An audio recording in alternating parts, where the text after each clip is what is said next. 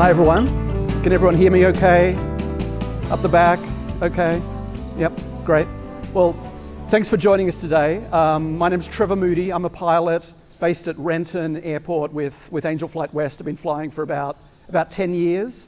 And my colleague, Ricardo. Hi, I'm Ricardo, and I'm based out of Painfield, and I've been flying with Angel Flight for 2 years. Yep. All right. And so we're going to go through a presentation today talking generally about the organization for those that don't know much about it.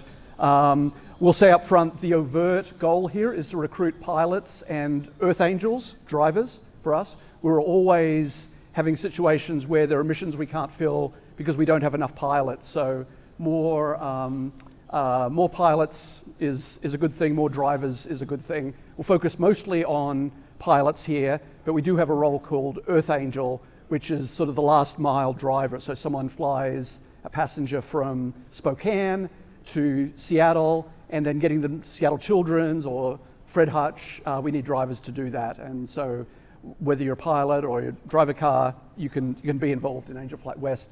Just before we get started, pilots, volunteers, drivers with Angel Flight in the audience, great. So those who are interested, keep an eye for those people. You can talk to them afterwards as well.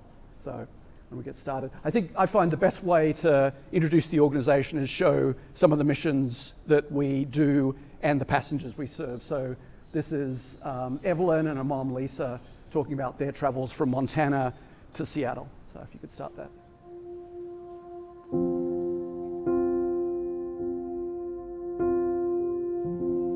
We had the appointment with Dr. Weinling here. He wasn't impressed with her numbers, said he was going to start her on a heart medicine and reach out to his colleagues in Seattle. So I was like, okay, no big deal.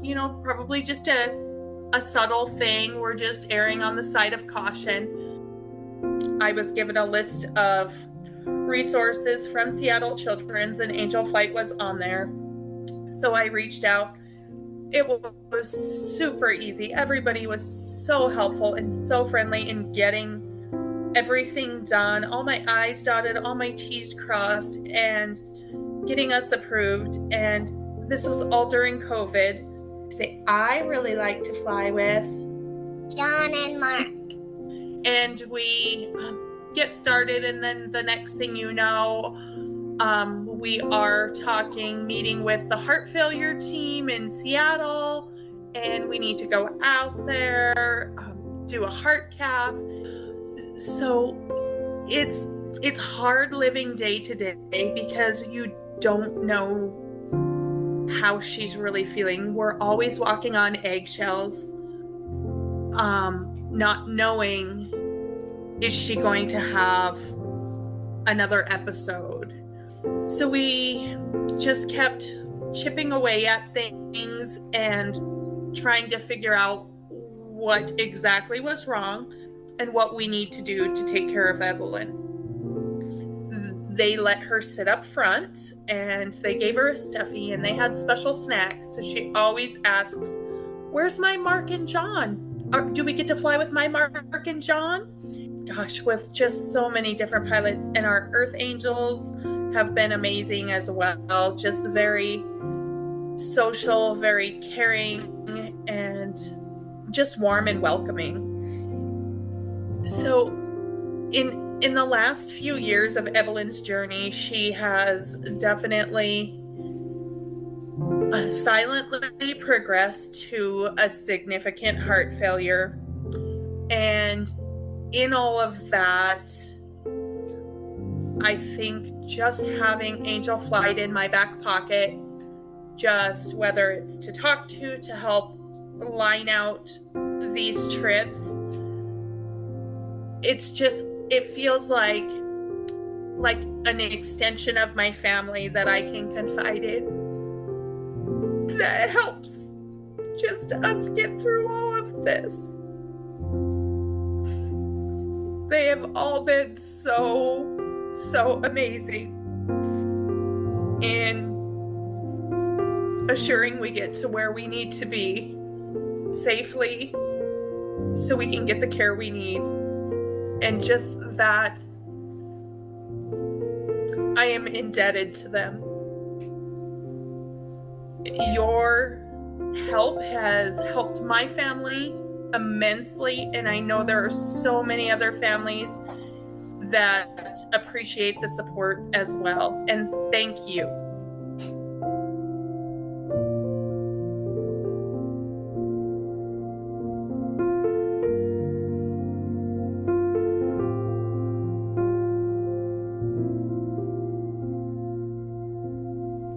Great, thanks Ricardo. So, very typical mission. In fact, I'm scheduled to fly Evelyn and Lisa on the 10th of March. They're coming from Montana to Seattle, and we're doing it in a 2-leg mission. So stop off in Spokane. I'm signed up to do the Spokane to Seattle leg. So as a very, very typical, and also you hear some of the comments from Lisa there about the logistics that we support, that we provide is obviously huge, but it's also other stuff. It's just a little bit of joy in what's probably a pretty difficult journey for a lot of these people. I've seen that many times, both with kids, but also with adults, that they're kind of excited to go for a flight in a cool plane that they've never been in before. So you just see that story play out again and again. So when I'm talking to a pilot or a driver, talking about reasons to fly, I use sort of 2 categories as things that sort of appeal to the heart and things that appeal to the head. There's a few good ones for each of them. For the heart, I think you can tell from the video I just showed, and we'll show another one, that we really we really help. These are real situations where you really make a difference in someone's healthcare journey or some other thing that they're dealing with. And what a good reason to go flying versus going for a $100 hamburger. I've been to many new airports that I certainly wouldn't have had a reason to go to otherwise, all around the Pacific Northwest, and that's been great, made me a better pilot. And we have 1,800 pilots across the West Coast. It's a great community of like-minded pilots. Flying can often be a bit of a solitary endeavor, but this connects us with a really great group. And on the heart side, I'm firmly convinced that I'm a better pilot for having flown lots of Angel flight missions. Although it's no structure or anything like the airlines or charter, but there is structure, and you work within that. We have safety pilots in the organization that can help us think through challenging situations. And we often, especially this time of year in the Pacific Northwest, have to deal with difficult go, no-go decisions more than you typically do with a passenger waiting for you. That's not an easy decision to make, but Angel Flight really makes that straightforward. They give a lot of help to that, and as a pilot, learning how to do that, I've found has been great for me. There's some economic benefits, out-of-pocket costs. We always ask people to get independent tax advice, of course, but most folks are able to claim out-of-pocket costs for the day, so fuel and so forth. It turns out for renters, and a lot of our pilots don't own a plane, they rent a plane, because the rental cost is an out-of-pocket cost on the day, they can get tax deductions on that as well, so very material. Many FBOs around the region know what we're doing, really like what we're doing, give discounts, so that's common on fuel. And Phillips 66, we have a program that we get rebates on the fuel used for missions, so a lot of good rationale there. And we just make it clear that signing up is free, easy. You can do it here today. You can catch Ricardo or I afterwards. Come by the booth. We have a booth number 300. There are QR codes. You can sign up on the spot. There is no cost to do that. We'll talk about requirements to be a command pilot and number of hours and so forth. Ricardo will talk about that. But anyone can sign up and become a volunteer, drive, and so forth. So our mission, I think you got that sense, is to deliver hope, health and hope using donated flights to serve people with compelling human needs. So pretty broadly defined, and we'll talk more about some examples of that. There is an organization down in Santa Monica that has employees and coordinates these flights. We do about 4,000 to 5,000 flights on the West Coast a year. So, a significant organization and significant touch into the community. And we do missions in all the Western 12 states, including Alaska and Hawaii. Amazingly, we've been around for 40 years and have done 100,000 flights in that time. So, the organization's been around, it knows how to do this well. One thing that comes up again and again, the zero patient cost, that sometimes we struggle to convince passengers, social workers, other caregivers that it is actually free. You know, everyone's sort of conditioned to, if they receive some healthcare, various bills come in 2 months from now, 3 months from now. That's not the case. These are all donated flights by our pilots or our drivers. There's absolutely zero cost. There's never a bill to anyone. So who do we serve? I think you've seen the example we gave there of Evelyn and Lisa, but the vast majority are patients traveling for non-emergent care. So this is not life flight type flights. This is ambulatory patients who can get in and out of a plane, maybe with a little bit of assistance, but still get in and out of a plane. They can sit in a cockpit for an hour or two. They can fly at altitude. So we have patients, we have kids. This is a common thing in the summer, that we transport kids to camps, commonly up in the San Juan Islands. And these are great. The pilots love this. Oftentimes this is a special needs camp, say one that's been done up at Camp Orkyla is kids who need dialysis care. They can't go to a normal camp, but Camp Orkyla puts on this camp with nurses and equipment and so forth so they can get dialysis. So we'll fly the kids up, we'll also fly the nurses up there so they can run the dialysis equipment. We do domestic violence, that's very specialized, requires security and so forth, but we do domestic violence relocation, veterans, active duty military. Sometimes it's not actually the patient that we're flying, but it's a caregiver, a family member who's traveling to some distance to help look after a family member for a while. We're very, very happy to do that. More recently, we have set up a partnership with the National Disaster Search Dog Foundation that's been a great partner. They have a need to transport search dogs around the West Coast, and we've been doing that. That's more down in California, I understand. I don't think we've done any up here in the Pacific Northwest yet. And then finally, at certain times during the pandemic, other times of emergency, transporting PPE or other supplies. Just one other short video on one of our passengers in Wyoming. 49% of my body was mostly third-degree burns, and I was life-flighted to the University of Utah Hospital. Now, 2.5 years later, I am starting to be able to do stuff again, but I still have to have surgeries every 6 weeks. Being in such a rural area, Angel Flight has changed our lives. We don't have a lot of options, especially with burn care. To be able to handle that transportation and get it taken care of opened up a whole new world for Taylor. We are on the up and up, so that's good. 40.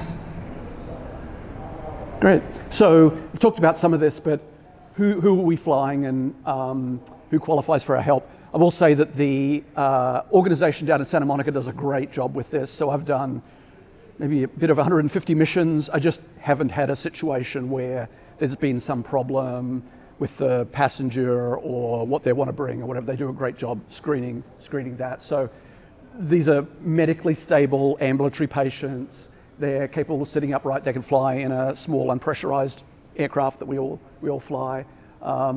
Usually, it's very rare this is last minute kind of stuff. Normally it's a week, oftentimes much more than that out in advance.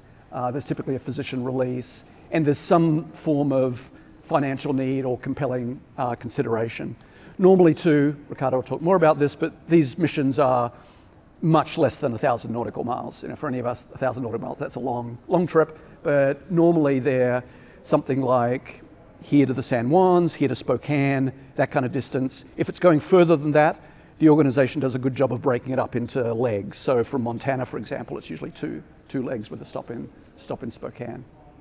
Thanks. Where do we fly? So we are the western US, including Alaska and Hawaii. Alaska is only, we'll talk about our partners, but Alaska is only done with Alaska Airlines and commercial operators. We don't have any GA up there right now, but we do in Hawaii. We have a pretty active small GA group over there doing flights. Here's our partners. So far and away, I don't know if there's any Alaska people in the audience, but thank you. They're a wonderful partner for us, have been for a long time, but also JSX and others have been involved. Actually, could you just go back, sorry. Just one thing I wanted to say on Alaska and that the organization has put in place is basically a backup program. So commonly, and I think this is a great safety thing, it gives our pilots a lot of comfort, but particularly in the winter in the Pacific Northwest, if we know there's a risk of a flight being cancelled due to weather. In conjunction with Alaska, we can put in place commercial tickets as a backup that we can use even day of. So wake up in the morning and fogged in, that certainly happened to me. And we can flip them to the commercial ticket right away, or you just don't feel comfortable. It's just on the margin and you don't feel comfortable. You can go to that, so that's been great. And then this is more on the just new news for those who know the organization and followed it. Josh Olson, who is he? Oh, there he is, Josh. So he happens to be in the audience. So Josh has been our executive director. He's actually been with Angel Flight for 20 years. I've got these numbers right. 20 years and executive director for 11 years. Is stepping down, but going on to bigger and better things. We not announced yet, but just a national level opportunity, public benefit flying, I think is what we're saying. So I can't say enough good things without making him blush, enough good things about what he's done for the organization over that time. And if you look at the progress of the organization over Josh's tenure, it's really been amazing. So it's been wonderful to have him as part of it.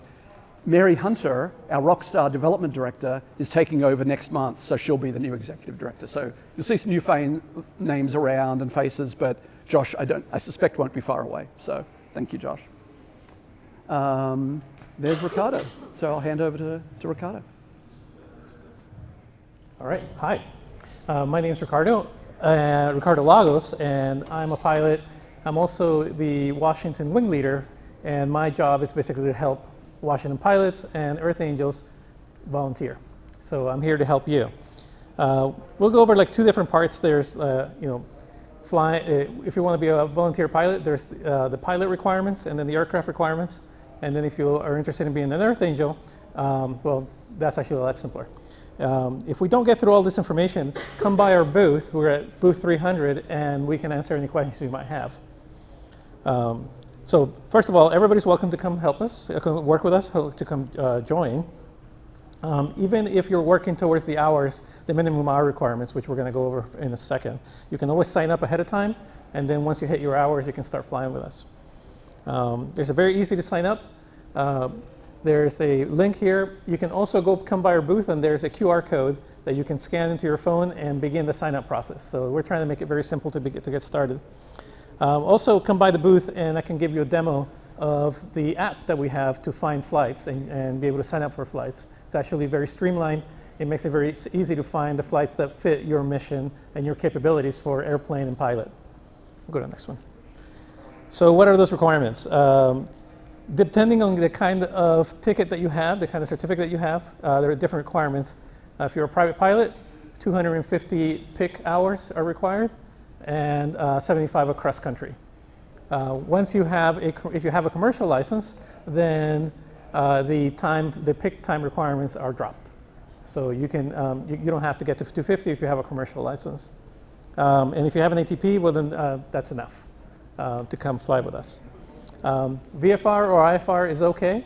It really depends on the mission that you're going to take and what happens that day, and we welcome both. One of the things that the organization does really well is have those backup plans. So even if you have an IFR ticket, getting across the Cascades here it's actually not simple, summer or winter, and so having that backup really helps be able to take on those missions. And when I'm sitting there and we're trying to see if it's going to work, I can always think about the fact that this passenger has a perfectly safe flight in Alaska Airlines. So if I can't provide at least that level of safety, then we don't need to go. So it makes it very easy to make that decision.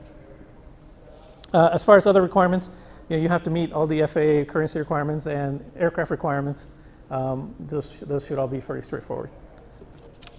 So go ahead. Aircraft-wise, because we're carrying, for the missions that carry passengers, then we require a certificated aircraft. And there's some insurance requirements too.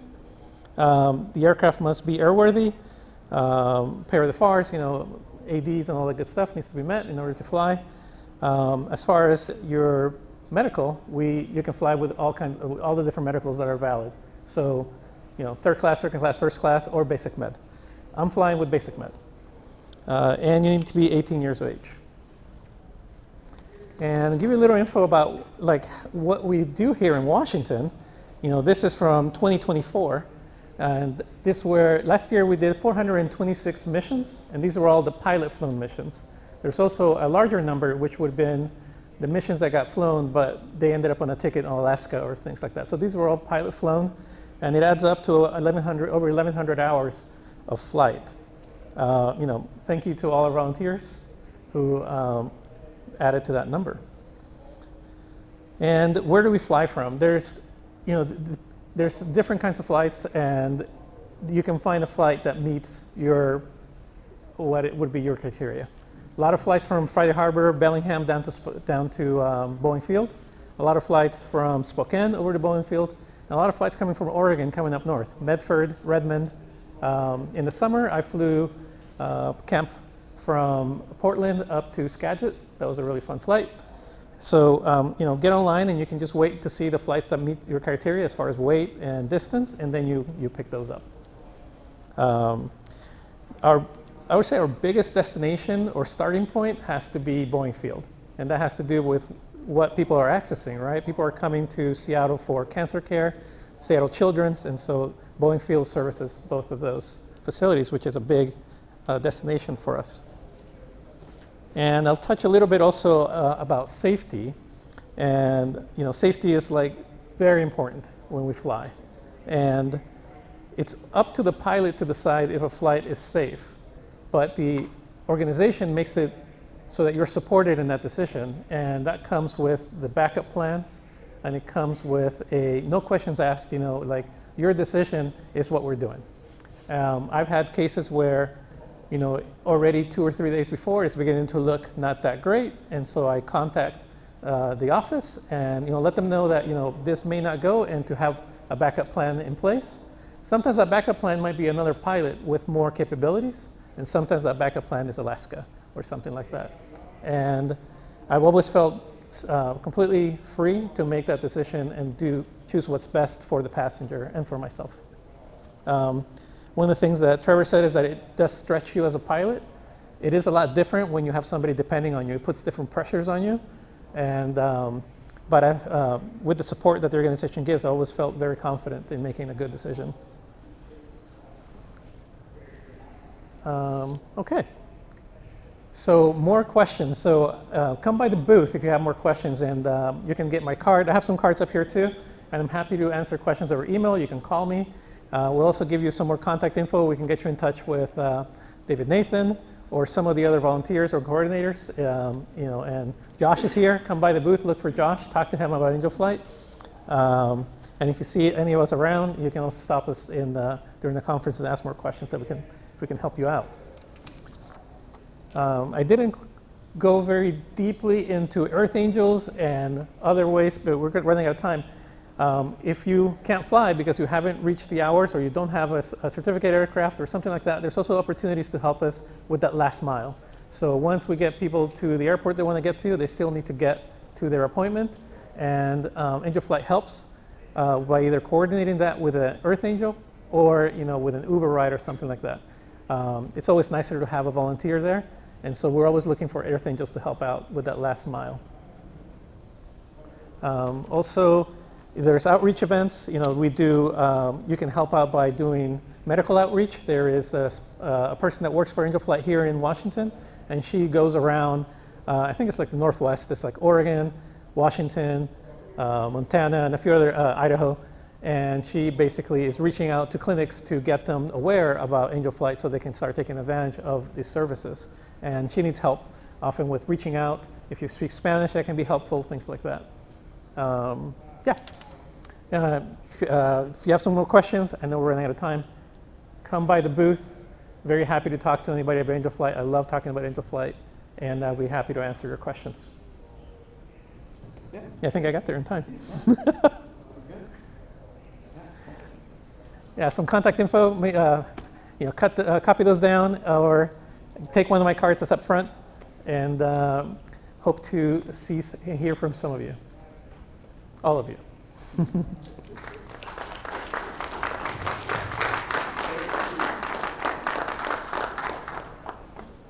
Perfect. forgot one of the most important benefits. Which is? Your Angel Flight call sign. Yeah, I didn't talk about that. There is an Angel Flight call sign you can use while you have passengers, and it goes Angel Flight, and then it's a number that is given to you. So that was really nice to be able to do that. Thank you everybody for coming.